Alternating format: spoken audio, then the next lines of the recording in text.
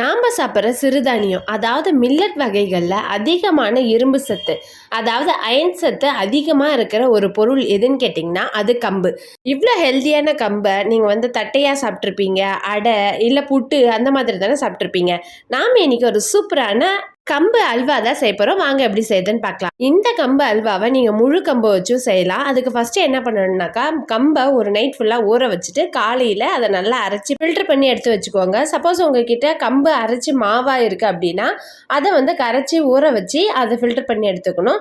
நான் இன்னைக்கு மாவில் தான் இந்த அல்வா எப்படி செய்யுதுன்னு காமிக்க போகிறேன். ஃபஸ்ட்டு ஒரு கப் அளவுக்கு கம்பு மாவு எடுத்து அதை ஒரு மிக்சிங் பவுலில் மாற்றிட்டு ஃபஸ்ட்டு ஒரு 100 ml ஒரு டம்ளர் அளவுக்கு தண்ணி சேர்த்து அதை கட்டி இல்லாமல் நல்லா கரைச்சிட்டு அதுக்கப்புறமா ஒரு டம்ளர் தண்ணி சேர்த்து இந்த மாதிரி நல்லா கரைச்சி விட்டுட்டு இதை ஒரு மூடி போட்டு மூடி ஒரு 20 நிமிஷம் நல்லா ஊற வச்சு வச்சிருங்க. அப்போதான் கம்பு நல்லா ஊறி அதுலேருந்து பால்லாம் பிரிஞ்சு வரும். 20 நிமிஷம் கழிச்சு நம்ம ஊற வச்சிருந்த மாவை நல்லா மிக்ஸ் பண்ணி விட்டுட்டு ஒரு பாத்திரம் வச்சு அதில் ஒரு காட்டன் துணி போட்டு நல்லா இதை ஃபில்டர் பண்ணி எடுத்து வச்சுக்கோங்க. இல்லை நீங்கள் டீ ஃபில்டரால் கூட ஃபில்டர் பண்ணி எடுத்து வச்சுக்கலாம். இப்போ நம்ம கம்பு மாவு ஃபில்டர் பண்ணி எடுத்து வச்சாச்சு. அடுத்ததாக அடுப்பில் ஒரு கடாய் வச்சு கடாய் நல்லா சூடாந்து 1 ஸ்பூன் அளவுக்கு நெய் சேர்த்து உங்களுக்கு அல்வாவுக்கு தேவையான அளவு முந்திரி பருப்பை அதில் நல்லா பொன்னிறமாக வறுத்து எடுத்து வச்சுக்கோங்க. மீதி இருக்கிற அதே நெய்யில் நம்ம ஃபில்டர் பண்ணி வச்சிருக்கிற கம்பு மாவை அது கூட சேர்த்து நல்லா கலரி விட்டுருங்க. அடுப்பை மீடியம் ஃப்ளேமில் வச்சு இதை கைவிடாமல் நல்லா கலரிட்டே இருங்க, இல்லைனா கெட்டி கெட்டி ஆகிடும் மாவு. ஒரு 5 நிமிஷம் நீங்கள் கைவிடாமல் கலர்னாலுமே இந்த மாதிரி நல்லா மாவு திக்காக வந்துடும்.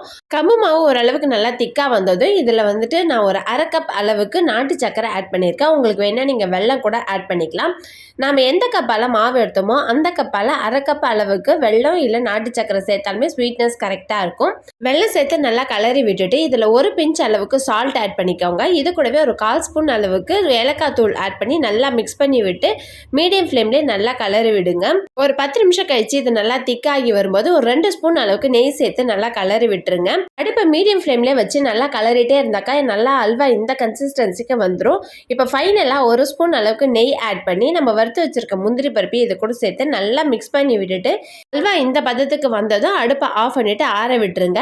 அதுக்கப்புறமா எடுத்து பார்த்தீங்கன்னா இந்த மாதிரி நல்லா கெட்டியாகி இருக்கும். பொதுவாகவே கம்பு பார்த்தீங்கன்னா ஒரு மில்லட்ஸ் வகையை சேர்ந்தது. அதை சாப்பிட்றது உடம்புக்கு ரொம்பவே நல்லது. அது மட்டும் இல்லாமல் டைஜஷன் ப்ராப்ளம் இருக்கிறவங்க, அனிமிக்காக இருக்கிறவங்களாம் ரெகுலராக நீங்கள் கம்பை உங்கள் சாப்பாட்டில் சேர்த்து சாப்பிட்டுட்டு வாங்க. உடம்புக்கு ரொம்பவே ஆரோக்கியமானது இந்த கம்பு. கம்பில் நீங்கள் நிறைய டிஷ்ஷஸ் பண்ணியிருப்பீங்க. பட் இந்த மாதிரி ஒரு வாட்டி அல்வா ட்ரை பண்ணி பாருங்க, சும்மா அல்டிமேட்டாக இருக்கும். இந்த வீடியோ பிடிச்சிருந்துச்சுன்னா மறக்காம ஒரு லைக் போட்டு உங்கள் ஃப்ரெண்ட்ஸ் அண்ட் ஃபேமிலிக்கு ஷேர் பண்ணிடுங்க. கூடவே நம்ம சேனலை சப்ஸ்கிரைப் பண்ணாதவங்க உடனே சப்ஸ்கிரைப் பண்ணுங்க. நெக்ஸ்ட் வீடியோவில் பார்க்கலாம். See you. Bye.